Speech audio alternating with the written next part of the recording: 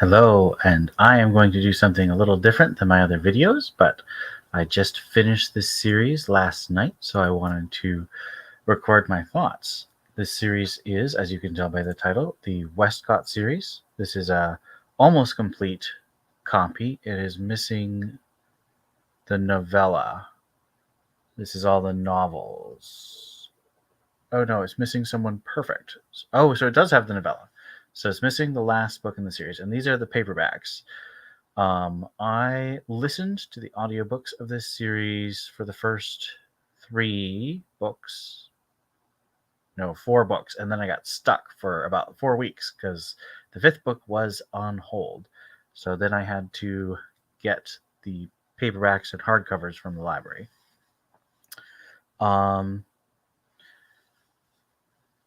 Start with some background. I love romance. Romance novels and romance in other genres like science fiction, fantasy, detective.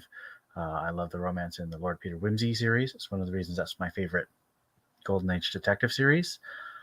I think that every genre speaks deeply to part of our desires as humans. Mystery speaks to a desire for justice. Science fiction and fantasy seeks to our desire for exploration and invention and creativity. Romance speaks to our desire for love, stability, and to some extent, because of the spiritual significance of marriage and Christianity, I think it speaks to our desire for heaven or eternal life. I mean, they call it happily ever after, and I think that is on purpose, or not on purpose. I don't think that's accidental. I think it has a significance. And I think this goes for most genres. I'm not well versed in horror, so I can't speak to that, but it is very popular, and there's a lot of psychological stuff I've read about it that I'm sure does play into why it's popular. But I love romance because I love seeing people become better through romance. I've recently this year been reading a couple just based on recommendations I've gotten online and from other people. I find most of them very, um, like many genre fictions, like many mysteries, they do tend to be formulaic. They do tend to have a very predictable pattern. One of the reasons I'm going to review the Westcott series is because Mary Balogh does tend to have her own formula rather than the more commercial formula that specifically has the third act breakup that I hate. They usually bring them together and then they break up in the third act and then come back together again. I understand why they do that. It's very emotionally effective, but I hate it because I predict what's going to happen, and in a bad way. I mean, obviously, if I'm reading a romance, I predict that the hero and the heroine are going to end up together. But predicting how they do that in the very specific ways and knowing that certain events are going to happen at certain times in the book, other than them getting together at the very end, which is what you want, it tends not to be very satisfying to me to have that third act breakup that's very popular. Mary Balogh, I first read, I believe, around between 2011 and 2013, which is around when I graduated from grad school. I was looking for some light stuff because I'd been reading a lot of heavy stuff for grad school. And I can't remember exactly where I got the recommendation for Balogh. I had been reading a couple other romance novels, I think connected to the Lizzie Bennet Diaries in 2013, 2014. I read the romance novels of a couple of them of Kate Rorick, who's one of the writers for that show. Don't really recommend it. I've only read 2 of them. I thought that the characterization was very shallow and flat. She did a decent job on the Lizzie Bennet Diaries novelization that I read, but I just didn't find her characters that engaging. I barely remember anything about them. I also read the 4-book series, or maybe it's a 3-book series, about the Turner brothers by Courtney Milan. I don't know if I can read a Courtney Milan book again.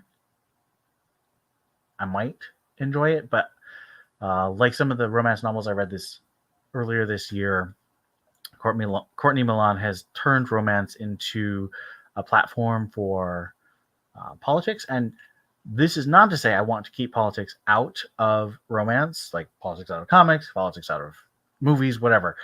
I agree with my more liberal colleagues that politics are part of human morality, that how we approach politics says important things about what we believe about ourselves as humans and our relationships with each other.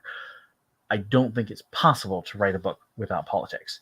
What I don't enjoy is preachy politics where my point of view is specifically held up as a flat villain, which is what Courtney Milan tends to do. Although she has an interesting fact about her that she has written at least 2 virgin heroes, which is very uncommon, and I like that. She does tend to have them not be a virgin before they get married, but it is at least a very interesting difference. I should clarify, I mostly read historical romance. I did read a couple contemporary romances earlier this year. I was not impressed with them, although I have liked some contemporary romance by Sarah Manning. But a historical romance, it is assumed that the man is, and one of the things I found out in the early 2010s when I started reading a lot of romance novels was there's a lot of in genre conventions or what is it called? Lingo. Shorthand. What is it called? There's a lot of stuff that people who read romance and talk about romance like to use shorthand. So in a review, you'll often see a big H for hero, little h for heroine. You'll have the main characters classified as betas and alphas. And one of the things I really liked when I first started reading is the alpha hole. A lot of romance novels do tend to star alpha holes. So an alpha, very dominant personality, but very also selfish and corrupt. Not corrupt, but flawed in annoying ways. Very Mr. Rochester, in my opinion. I am not a fan of Mr. Rochester. I like Jane Eyre, the character. I don't like Jane Eyre, the novel, very much because of Mr. Rochester. But he's very attractive to a lot of readers, and his type is very common in romance novels. One of the reasons I like Balogh, Mary Balogh, who's a Canadian Welsh writer, who primarily writes Regency romance, although she's read a couple of Georgian, which is the late 1700s rather than the early 1800s. She does write the Regency, which is my favorite historical era, probably because of Jane Austen. And I also really like the fact that she tends to write her male heroes as much less of alpha holes. Some of them do tend to be dominant. She does like her alpha male character, although she likes to usually make them slightly different. So I read a great series of Scottish romances last year, one of whom has my name, The Madness of Lord Ian Mackenzie by Jennifer Ashley. I really enjoyed that series, although it's still going on, so I'm still enjoying it. But all of those characters are super tall, super buff, all red-haired because they're Scottish, and they're just very alpha. And they tend to be alpha holes, although some of that's because they're broken, because their parents were bad. Which is another common romance trope, because the healing of a broken person, of a hurt person, is a very emotionally satisfying thing. And that's definitely the case with most of the Westcott books, and I'll definitely get into that when I do my book by book examination. I prefer, maybe because I don't identify with the alpha character. I mean, I am an oldest sibling, so I have a little bit of that, but I don't like I don't like rakes. I don't like how selfish and inconsiderate of other people's feelings the alpha hole tends to be. I mean, I hate Rochester. And Darcy is not my favorite. My favorite Austen hero is Mr. Knightley, because I think he is the most considerate. I don't think he's perfect. I think a lot of critics and fans tend to think he's the perfect romantic partner. And he is very idealized, but I think he really does have a lot of complex flaws and failures throughout the book that I think are undervalued by a lot of readers. So I prefer a character who has flaws, but is also much more considerate, much more conscientious and dutiful, which I'm sure a lot of people find boring. I mean, there's a reason that Mary Balogh's most popular novel is Slightly Dangerous, which is the story of two alphas, a alpha woman and an alpha man, and they're both very alpha, and they have it's a very dramatic book, and they're very dramatic about it. I didn't love that book. I think I've read all goodness. It's like 6 main books plus 4 spin-off books plus 2 prequel books. So it's like 12 book series. So 2 books longer than the Westcott series. But I didn't dig as many of those books as I dug the Westcotts, and I'm surprised. I started, as I said, in the early 2010s with the Mistress trilogy, which only has 3 books, but it's another family. Mary Balogh loves family books. She has written, let's see, she's been writing since the 80s. I think she's written well over 50 books, possibly over 100. I don't know that for sure, but it's a lot. It's a lot of books. Definitely over 50. I've read enough of them, probably close to 30. Yes, I've read over 30 of her books because I've read 3 of her series. The Bedouins, the Survivors Club, which is her PTSD Napoleonic War series, which is one of those series that I actually got into as it was coming out. Actually didn't like the idea of the Westcotts when it started back in like 2016-ish. I did actually read the 3rd book, Someone to Wed. I listened to it on audiobook at work as I was doing paperwork. So I had a vague idea of it, but when I reread it this year, I actually forgotten a lot of it, which was nice. So I didn't actually remember a whole lot of it, which was a cool experience. I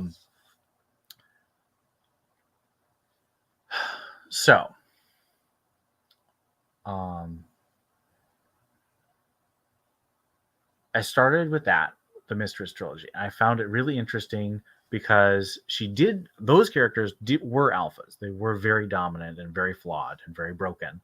But there's a sweetness in her books. Like most category romance books, they do have sex scenes. The Westcott books tend to be much less explicit than a lot of other ones, although number 4 got pretty raunchy sometimes, appropriately, since the main character is the most rakish of all of the characters. But it's mostly very sweet, and it's really about family which has been shattered by the betrayal of the father. So it starts off, the fundamental thing is there's this family called the Westcotts. The head of the family, the dominant person with the title, is the Earl of Riverdale, Humphrey Westcott, and he dies before the first book starts. But when they find out in the first 3 chapters that he was actually married to a woman and had a daughter before he married the person everyone thought was his wife, the Countess of Riverdale. Earls' wives are called countesses. This is also, I think Mary Balogh was having a little bit of fun because she gets every single layer of the aristocracy, the main 5 aristocracy. She has a duke in the first book. She has an earl in the 3rd book because the heir of the Earl of Riverdale is the hero of that one. She has a baron in the 5th book, so that's the lowest level. Earl is the middle. She has a Marquis in the 4th book. That's the one between. So it's Duke, Marquis,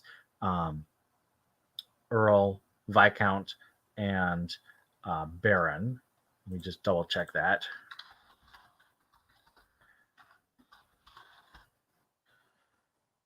Okay. Peerage. Yes, so Viscount is the one. She technically has Viscounts. They tend to be younger sons, so it's not younger sons. They tend to be sons who have not inherited yet, so there's technically a courtesy title. So they're not peers. They don't take their place in the House of Lords. They have no place in government.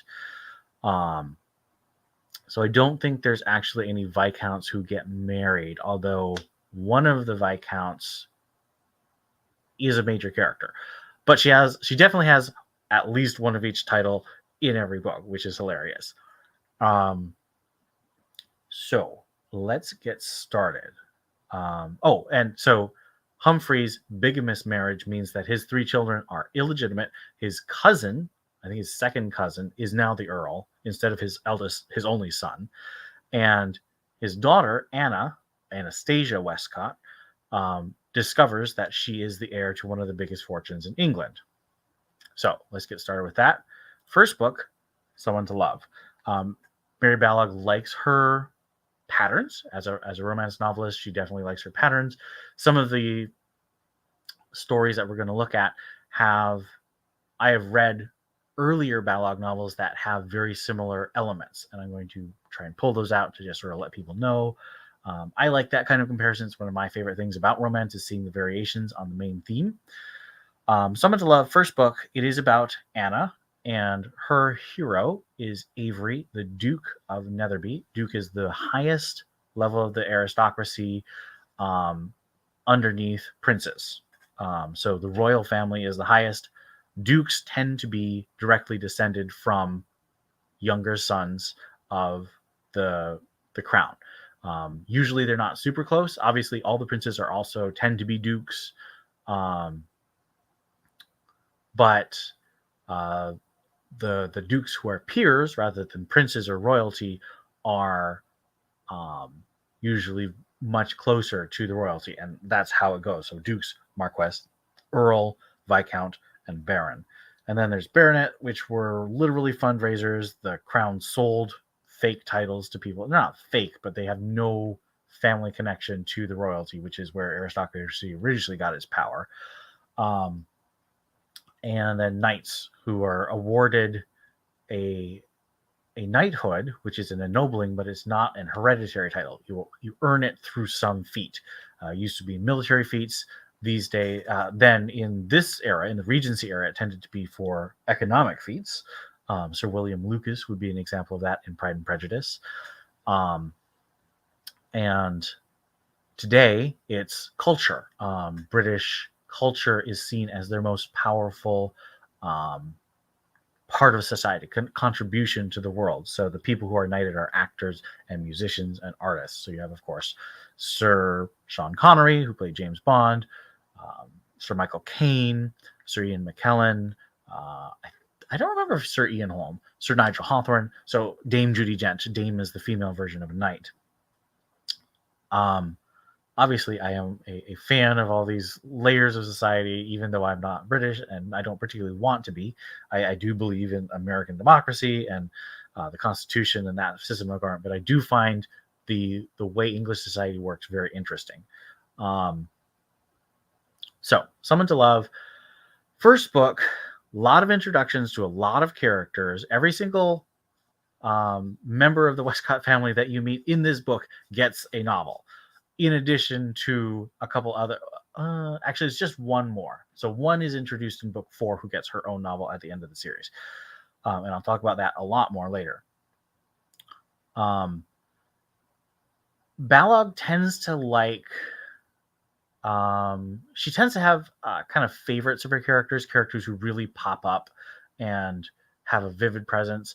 I believe that Avery, Duke of Netherby, last name Archer, Avery Archer, is probably her favorite of the men. I could be totally wrong, but she makes his backstory so vividly interesting. He's a very slight man, so he's like 5'7"-ish, 5'6"-ish. I think he's probably 5'7", maybe 5'8", but he's definitely not tall. Like most of the characters in these books are tall, even if they're not alphas. A lot of them are alphas, they're just not alpha holes. But Avery is an alpha. He can be a jerk. He pretends to be very bored all the time, but he's very smart. He's using his boredom to kind of control situations, and he uses humor to puncture people who are being aggressive towards people he doesn't want to be. He is a martial arts master because he had I want to say Chinese, but it could be Japanese sensei. I think he actually never learns his name, but as a kid, He learns martial arts to defend himself because he's small, and at school he was bullied a lot. So that's his sadness. He was bullied.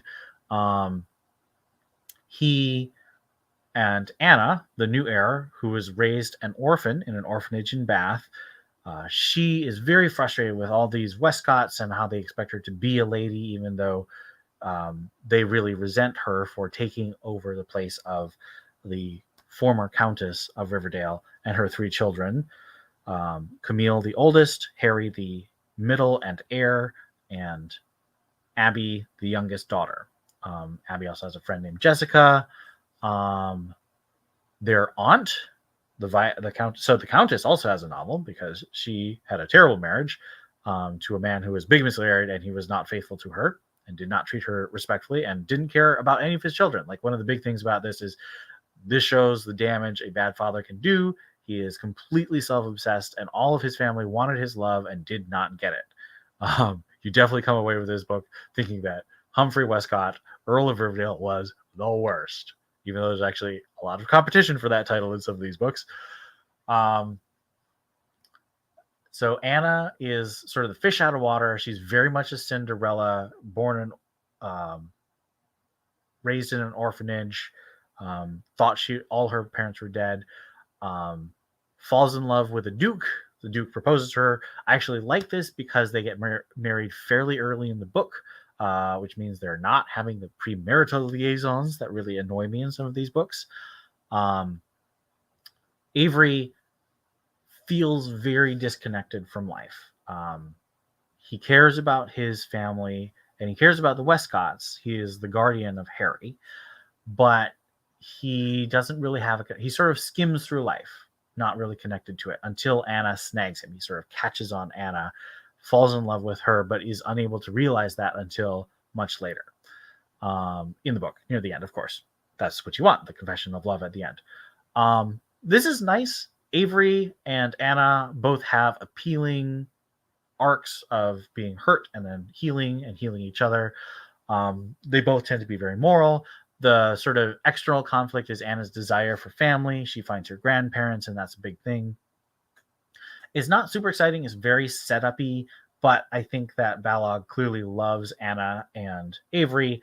Anna's like super warm and sweet and hardworking, and she's just really likable. Avery is just brilliant and funny and constantly like making things. Oh, and there's also a terrible fiance who jilts the Westcott when she finds out she's a bastard. And he challenges Avery to a duel, and Avery knocks him out with his martial arts, and it's hilarious. So Someone to Love, a decent start. Not my favorite of the series, but definitely not my least favorite. Second book, Someone to Hold. This is the story of the eldest sister who is terrible. I really didn't like this book because the sister, the heroine, is very self-destructive because she always wanted her father's love. She never got it. I do like the fact that she teaches at the orphanage. So Anna was a teacher at the orphanage when she grew up. Another thing about Balogh is she doesn't like really young heroines. So most of her heroines tend to be at least in their mid-20s. So a lot of the characters are introduced younger, but because it's a series, she lets them grow, and most of them get married between 23 and some of them get married at like 34. That's one of my favorites. But this one, she's like 23, 24-ish. She's the one who is jilted, so she's very damaged. She's very self-destructive. She gets involved with Anna's best friend, Joel, who's an artist and also a teacher at the orphanage. He was also an orphan. He discovers in a very Dickensian way that he's heir to a large fortune, and they have an affair because they're both just very self-destructive. I really didn't enjoy that because it was just sex. Like, obviously they fall in love, but there was no maturity in the decision to have sex. It was very manipulative. This is hurt by the fact that I read a Sherlock Holmes novel in which one of the main characters is seduced through this kind of emotional sadness. And so it felt really like that seduction, and then he abandoned her in the Sherlock Holmes novel. Obviously, this is a romance, so he didn't abandon her, but it was still just really, really unsatisfying to me. I do like the ending where Camille decides to adopt one of the girls from the actually two of the girls from the orphanage, and she ends up actually having 9 children, 3 biological children and 6 adopted children. And I do like that about her. I just really didn't enjoy how self-destructive she was in this book. And she just takes forever to realize, oh, I love this person. He loves me. It is okay for me to be loved because her father didn't love her. Maybe realistic, didn't enjoy it very much. Very much lower on the scale of this series. This one or the fourth one are going to be my least favorite for sure, for the same reasons. Someone to Wed. This is the book I actually read back in like 2016, audiobook while I was doing paperwork, so I didn't pay super close attention. This one's very much has the challenger to the worst that Humphrey Westcott. So the main heroine is a new character, Wren Hayden, who was born Rowena Handrich, the daughter of the Baron Handrich. And she has a birthmark. Anyone who's read Nathaniel Hawthorne knows kind of what I'm talking about, but it's much bigger. It's kind of like the whole of her left side of her face. I think it might be right side. It's the whole of one side of her face. It's not super disfiguring, but it definitely is the kind of thing that if you're very obsessed with perfection, you'd be like, oh, how ugly. She walks around veiled and has basically been a hermit for 30 years. So she is 30. She's either 30 or 29. Her love interest, her hero, is Alexander Westcott, the Earl of Rurfield. He's the cousin who inherited. He didn't want it. He had just put his father's estate in order. He was wealthy, but not aristocracy until he inherited as a cousin. Now he's head of family. He's very dominant. He's very smart, but he would prefer to be more easygoing. He had just figured out how to live a very comfortable life, running his property and taking care of people. One of the things Balogh really starts hammering home is this idea that England has an expectation of their aristocrats and landowners to really take care of the people who rent from them. It's the benevolent fantasy of the aristocrat landlord king. This may or may not be realistic. I hope some aristocrats were like this. I'm sure there were no families that were this perfect and pure and noble in their intentions. But this is a fantasy, and more than just the romance, it's a fantasy of how people should behave. If you have this much power, you should behave this way. You should be responsible. I enjoy that. I like this. Alexander is a really great character. He might be my favorite hero, and Wren might be my favorite heroine, but there are some competition. Wren is super damaged because her mother was a totally sociopathic narcissist who, at the age of 60, spends like 6 hours a day in makeup to make herself look like she's younger than her 40-year-old daughter. So she wants to, at 60, look like she's younger than her daughters. She's super manipulative and abusive, and this has left Wren very damaged. And then Alexander, he's rich, but he's not rich enough to take care of the property that the Westcott title left him. So he's looking for a rich wife. Wren is the heir to a glassworks, and she's a businesswoman. She walks around veiled, but she goes to the industrial parts of England in the north of England in a glassworks, and she, does materials and design approval and all this stuff. So she's like very smart, very dominant, but very damaged and terrified that the world will hate her because her mother hated her and locked her up in her room. She confronts her mother in the end with Alexander. They do get married halfway through. Again, I love it when they get married halfway through. Marriage of convenience, one of my favorite romance tropes. A lot of people love hate to love. I do enjoy that, but I prefer marriage of convenience because I like them to get married, so there's none of this sex without commitment. That's the thing, is like, that's what I really hate about the sex before marriage, because there's no commitment and people are just being self-destructive because they're attaching themselves to people without making that commitment. So they're ripping pieces of themselves away. My belief, obviously lots of people don't agree, but that's how I look at it. So Someone to Wed, really like this book, really fun. Broken people helping each other heal, becoming better people, dutiful. I just love these two characters, Wren Hayden, Wren like the bird, and Alex Westcott. And of course, since Alex is the head of the family, the Earl of Riverdale, he has tons and tons of appearances. He's always popping up, just as much as Avery, the Duke of Netherby, is popping up trying to solve problems. Someone to Care. This one or the second one are my least favorite because so this is the one about the wife, the bigamous wife, the wife who found out she was never really married to the Earl of Westcott, the mother of the three main children in the series. She is super self-destructive because she spent her whole life trying to be perfect, and it got her nothing. It actually got her worse than nothing. And so she meets a guy who almost seduced her when she was married, but she did the right thing and stayed true to her vows, even though Humphrey was certainly not. Her husband was definitely cheating with it on her. She did not, even though she was very interested, and they later say she fell in love with him. Seems a little iffy, but she definitely was interested. She definitely had a crush.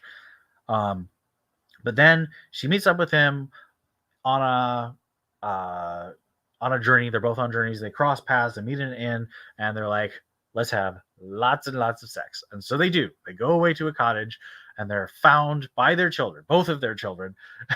And then there's all this stuff about uh, her lover, the Marquess. Shoot, he's a Marquess, so he's just under a duke. He's actually outranks an earl, and he's a rake. But he does say, "I promise not to have any more affairs if we get married." Not sure how realistic that is. Definitely what he'd like. He has twins who are 17 in this novel, and they grow to 25. The time span of the series is 12 years. Starts in 1809, ends in 1821. So it does go through the entire Regency, which was for 1810 to 1820, and George IV is king in 1821. So I do like the fact that the Marquess, his wife died by accident that he caused, but was not intentional, when his children were one. So for 16 years, he spent that time punishing himself by having tons of affairs and just being very righteous. He's super handsome, super good in bed, and all that stuff. His family, like, I actually really hated him for the first 3/4 of the novel. Then they all go home to his home. He tries to become a better father. He finally admits that he loves his children. There's reconciliation. I like that part. But the heroine and the hero just spend so much time in this book being super self-destructive and stupid. So this and the second book are definitely, those are the bottom two. I don't know which one is the worst for me. They do end nicely, and I do really like how the mother becomes a better character. The other thing is the mother is a terrible mother. And I feel like Balogh tries to excuse that, but she just runs away from her daughters, doesn't offer them any support, is never physically affectionate with them. She's just awful. And yes, I know she's very damaged by the fact that her husband was constantly unfaithful, did not give her or her children any love. Doesn't matter. I hate them. I hate these two characters. Least favorite of, I think, because I really don't like the hero of the second book either, because he's very manipulative. So yeah, I'm just going to put these two at the bottom. They're tied. Don't like them at all. This one's one of my favorites. This one's one of my very favorites. Throughout the series, Alexander has an older sister whose husband was an alcoholic and beat her badly enough to break her arm and possibly cause miscarriages. So she's she has every reason to be bitter, but she's very kind, very warm. She's in her early mid-30s. I think she's about 34 when this novel hits. Her hero is Wren's younger brother, Colin, who's 25. So there's an 8 to 9 year age gap between them.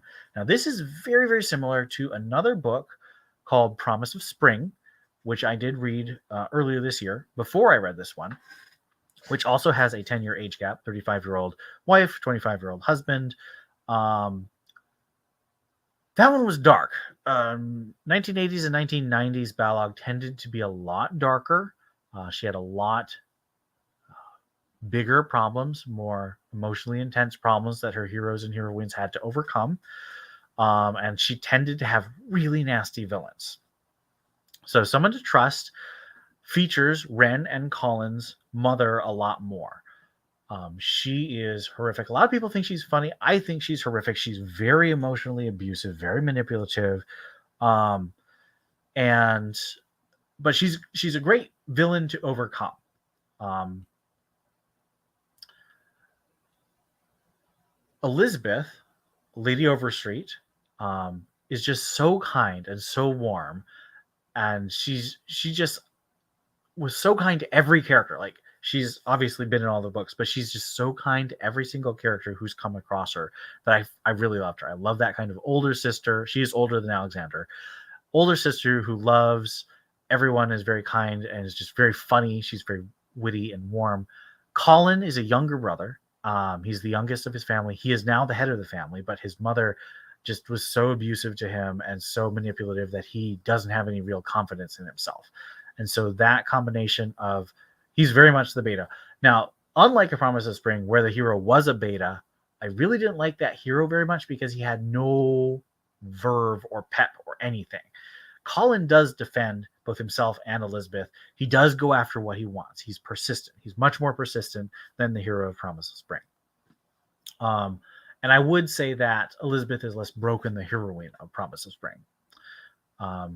The heroine of The Promise of Spring is very similar to both Elizabeth in age, but she's also very similar to the heroine of the second to last book, which is technically the finale, and we'll talk about that later.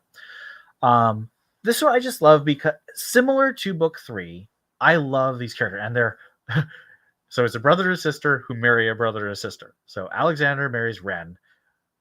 Colin, Ren's brother, marries Elizabeth, Alexander's brother, and they reverse the ages because actually Ren and Alex are the same age, which is nice. I like that. I also like flipping the age difference. This is just really sweet. I do kind of feel like they do overcome the mother. They do overcome the problems. I kind of wish there was more in both Someone to Wed, the third book, and Someone to Trust, this fifth book. They're very nice together because of the brother-sister relationships. But I feel like there's something in the plots that makes me feel like there was a lot more to tell. And because this kind of wraps up this family circle, that's kind of where it goes. It doesn't really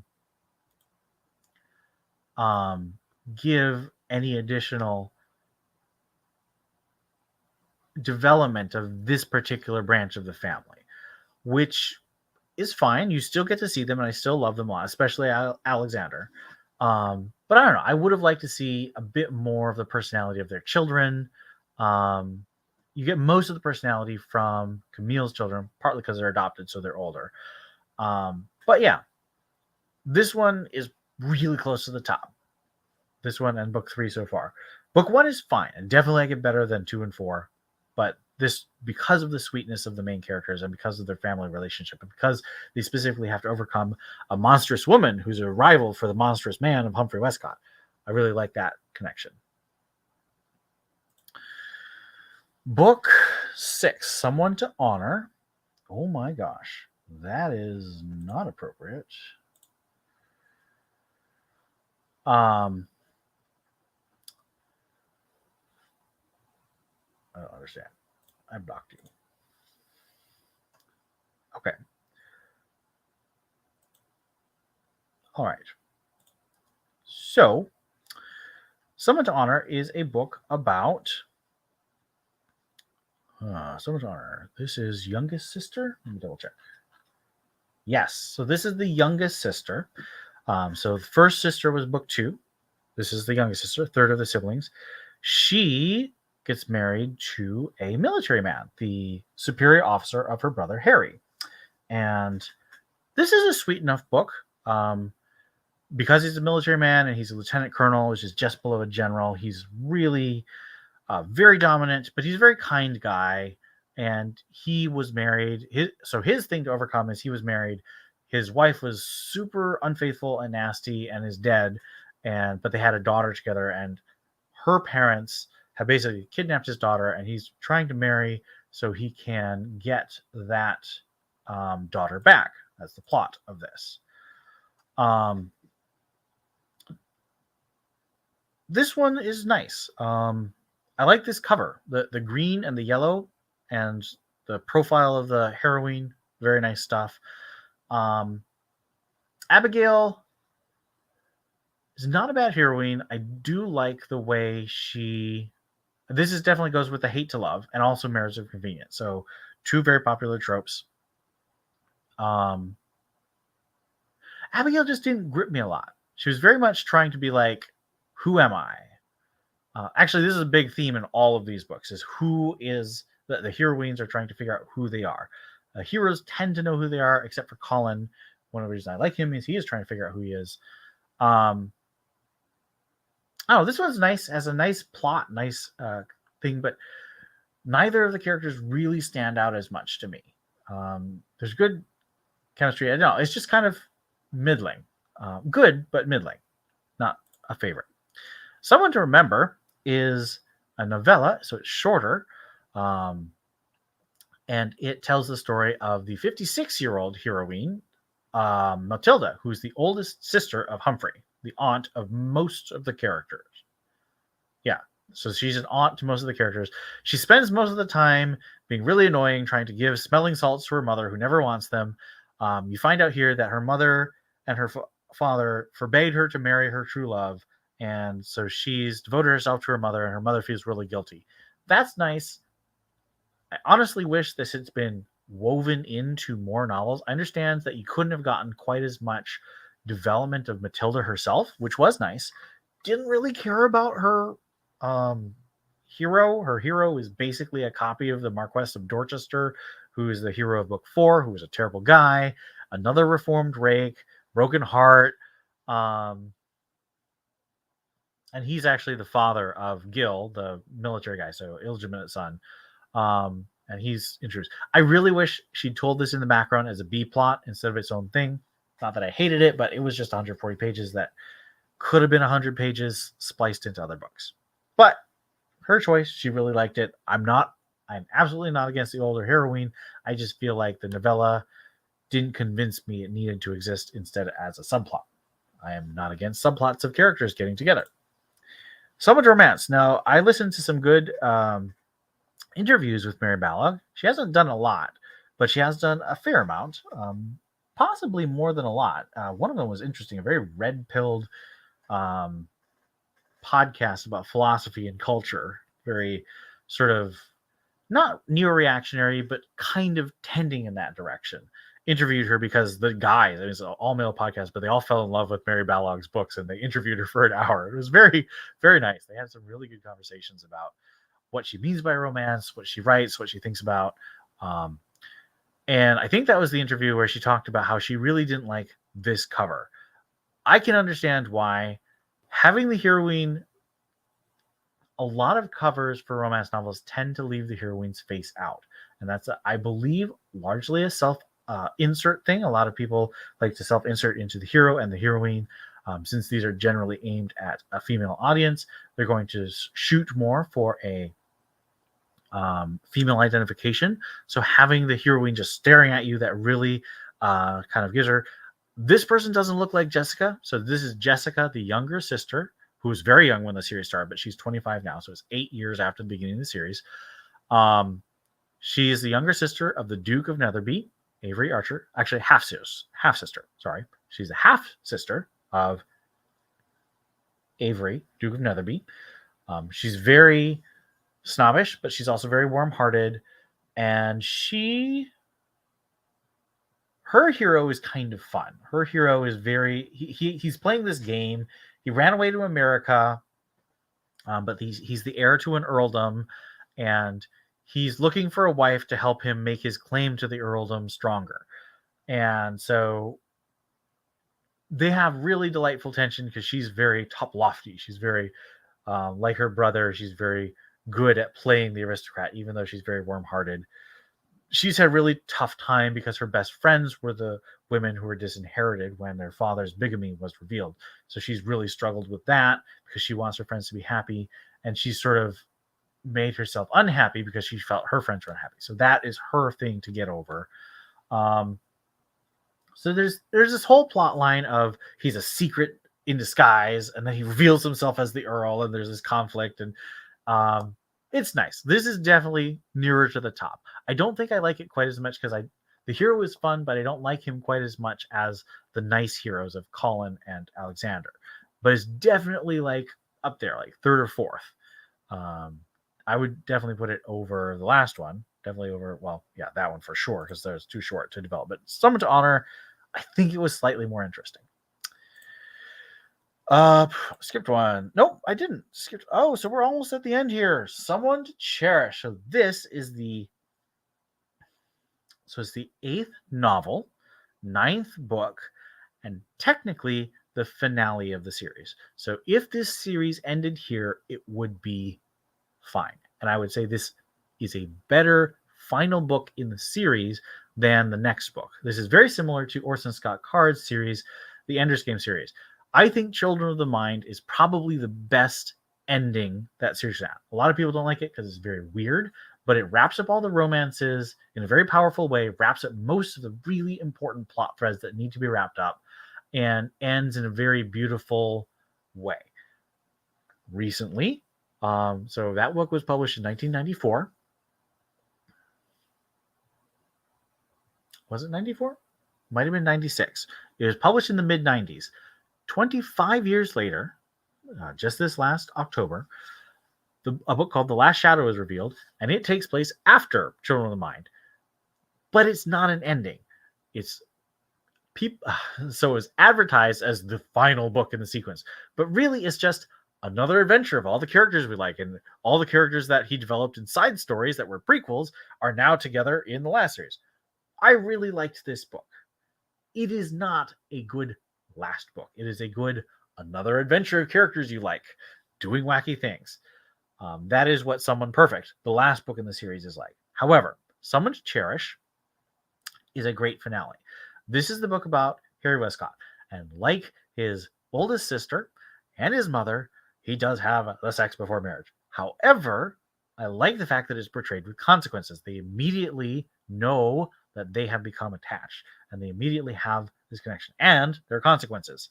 Not pregnancy. She did that plot a lot during the Simply and Slightly series, which is the Bedouins in the late 90s and early 2000s. Yes. But the consequences are gossip and ruined reputation. But this book, you really see every single member of the family, every single marriage, all the children. You get to see them, and they're all plotting because Harry's the last of the children to get married, and he's 30 at this point. It's been, I want to say it's been 11 years. Yeah, it's been about 11 years, and so you just get to see all the children. You get to see their relationships because Winifred, the oldest adopted child, is 17 in this book, and it goes all the way down to newborns, and one of the characters is pregnant. Actually, it's Anna. But you just have all these recaps, all these connections, and reading this series. If I'd read this series as it came out between 2016 and 2021, I don't know if I'd remember it all. But I basically read this whole series in the series about 2 months, and it was nice seeing all these characters start in Someone to Love and go to Someone to Cherish. And Someone to Cherish is a very nicely handled finale. Everyone gets a part.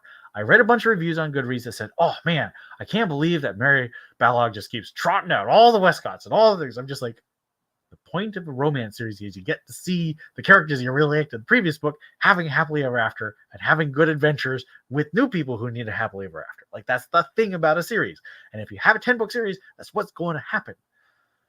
So, Someone to Cherish, I would put this up there with Someone to Romance. This heroine, she is just a little bit younger, so she's like 28 to the 30. She was married for like 6 years to the vicar or the pastor of this village where Harry lives. However, so this is where it's very similar. So the older heroine, who's very like Elizabeth in book 5 of A Promise of Spring, was not married, but her brother was a vicar and very pure, and he made her feel guilty for wanting sex and wanting happiness, because actually that heroine had a son out of wedlock. But her husband, the pastor, did not sleep with her. He had a monastic marriage with her, and she hated that because she wanted children. She wanted a physical love with her husband. And I don't really love this. Balogh used to be Catholic, I believe. She has this thing about reincarnation, which she's put in the Survivors Club, but she didn't do much in this one. She tends to make her vicars decent. She doesn't go for the Puritan stereotype of the vicar or the pastor.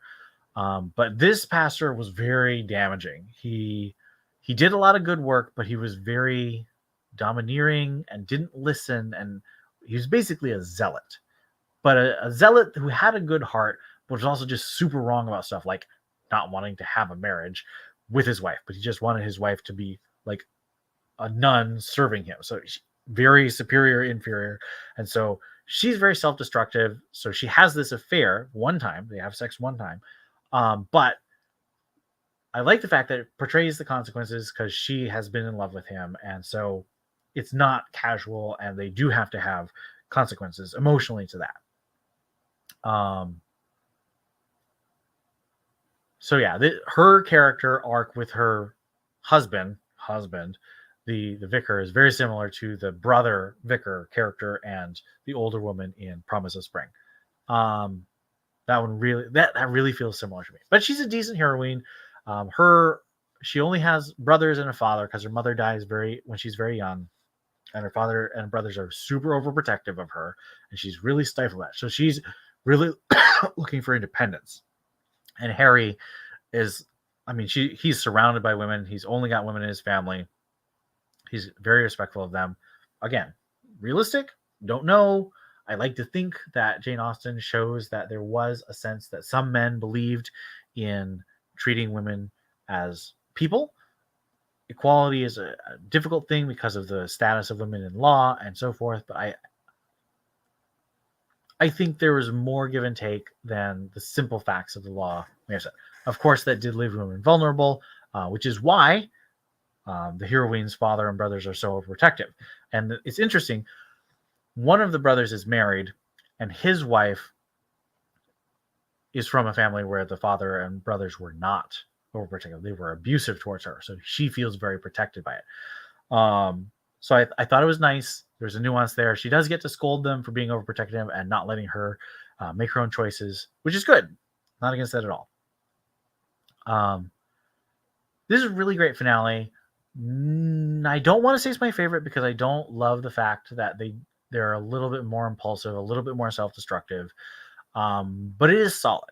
It's a really great finale. Definitely top finale. So I'd say top 3. So books 3, 5, and 8. No, 9. Books 3, 5, and 9 would be my favorite in terms of top 3. Now, this next book is technically the last book because it is chronologically last. It is the story of the Marquis of Dorchester, the hero of the 4th book, from his first marriage. His young daughter, she's 25 in this book, and she was brought up by someone who's very close to the Puritan stereotype, and she has it's interesting. She doesn't. I really wish Balogh would have been a little bit more fair about showing the religion. I get that she doesn't want to be too controversial, and that's not the point. But these two characters, Estelle and Bertrand, they're twins, are very serious. They've lived by themselves. They were very popular, but they didn't really feel like having wild affairs or romances. And so they've lived by themselves for about 2-3 years. One of their neighbors is a friend. And this is where it felt like there was a bit of unnecessary new creation of characters. So their friend's mother was a narcissist, very similar to the heroine of book 3 and the hero of book 5's mother. Narcissist, abusive, seducing younger men. Actually, this one tried to seduce her stepson, who was just 3 years younger than she is. And she seduced his father too and maneuvered him into a position where he had to marry her. So the hero of this is what is his rank? I want to say he's also an earl, but I could be wrong. He's up there. He's one of the higher nobles. He was banished because it was a Potiphar's wife situation. He's very Joseph. He had to work in a quarry, so he's super strong and big, and his nose is broken from a bar fight. But he's very aristocratic.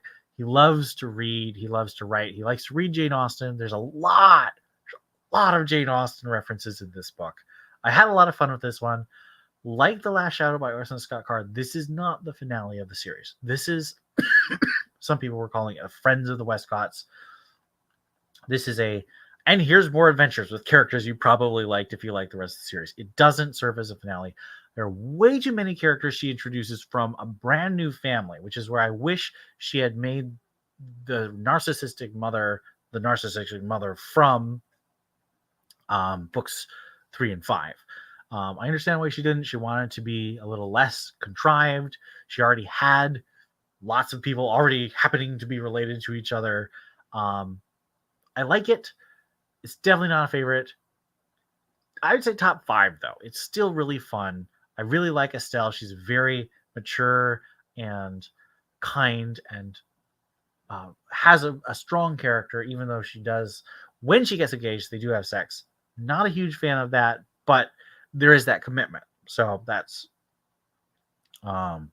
is a solid thing.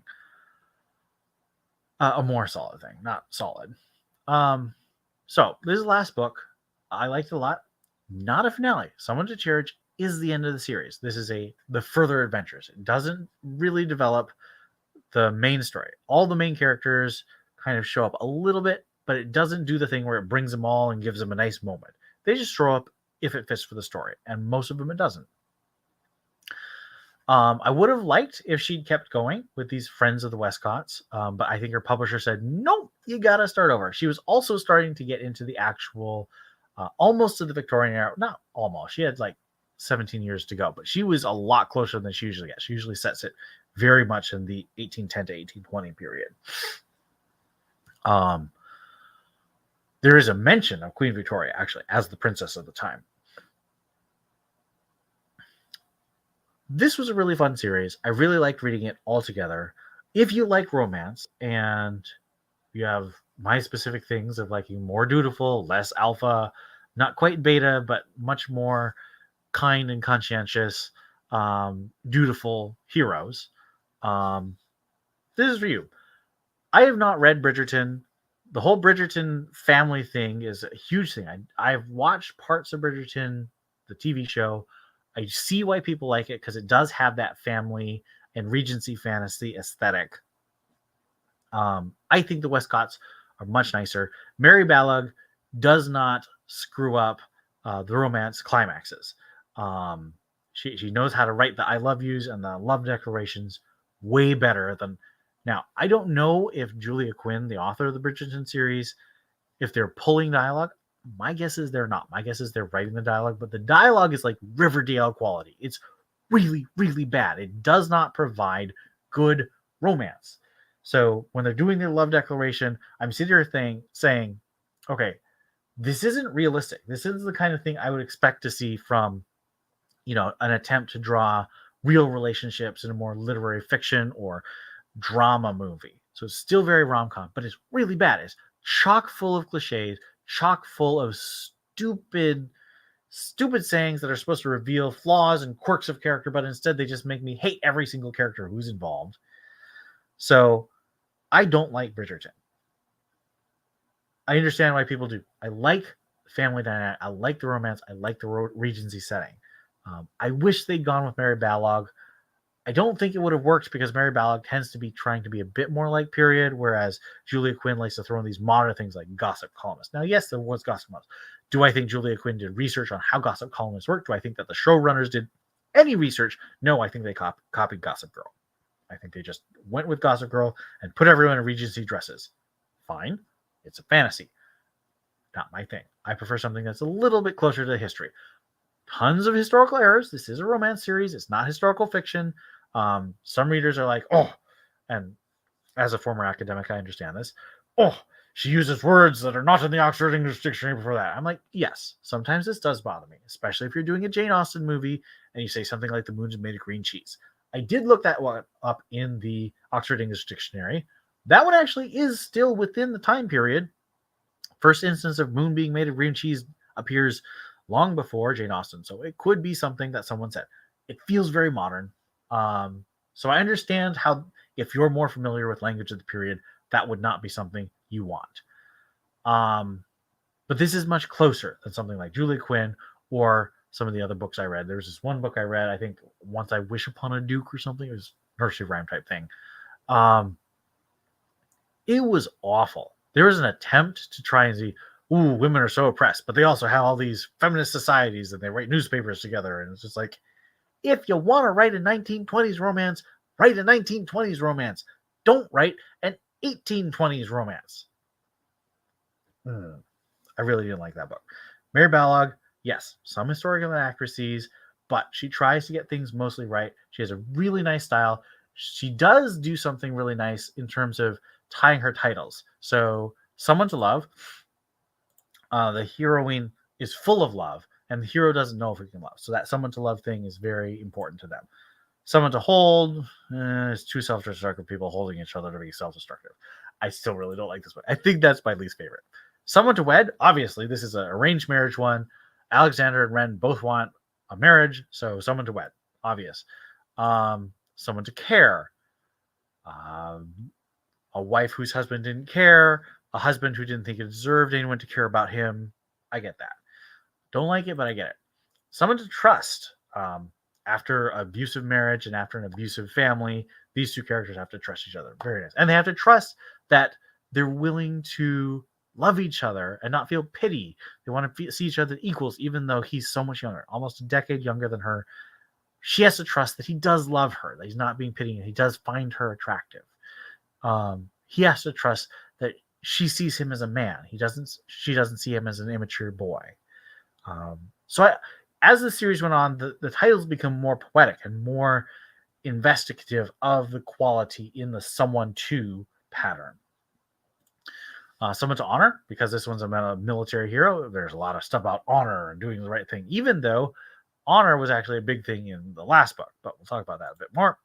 Someone to Remember, this is a past. 30 years ago, they had this romance, and now when she's 56 and he's like 60, they have this new romance, and it's Someone to Remember. Fair enough. Someone to Romance.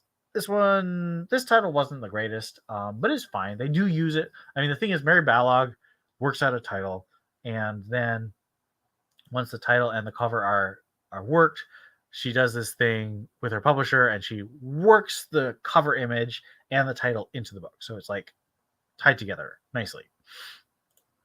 Someone to Cherish. So this one,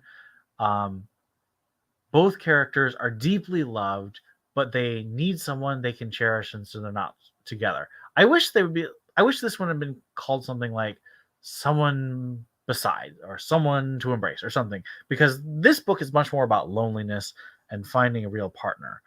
And Someone Perfect, I just love that. This is a great title for a finale. It's not the finale, as I've said, but it's a great title for a finale. So, I also love how cool the blue of the dress and the blue of Balogh's and the spine of the book, at least the hardcover, is blue too. So this feels like a very blue book to me, which is nice.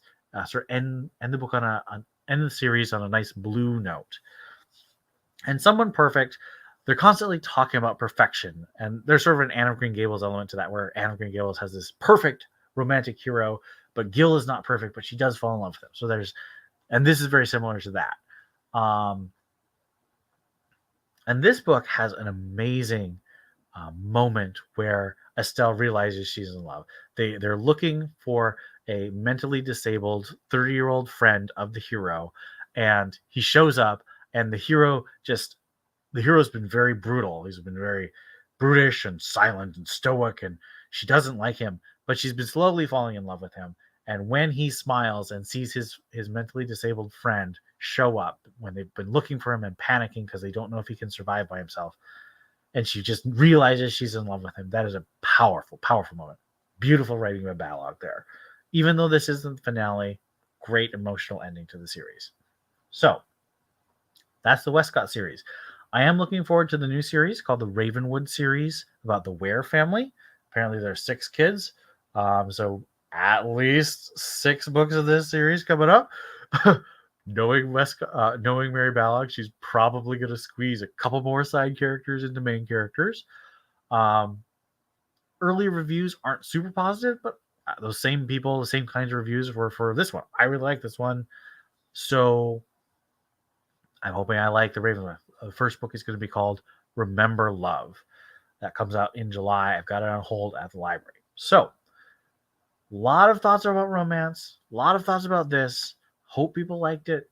If you didn't, let me know. We can have a conversation. Thanks for watching.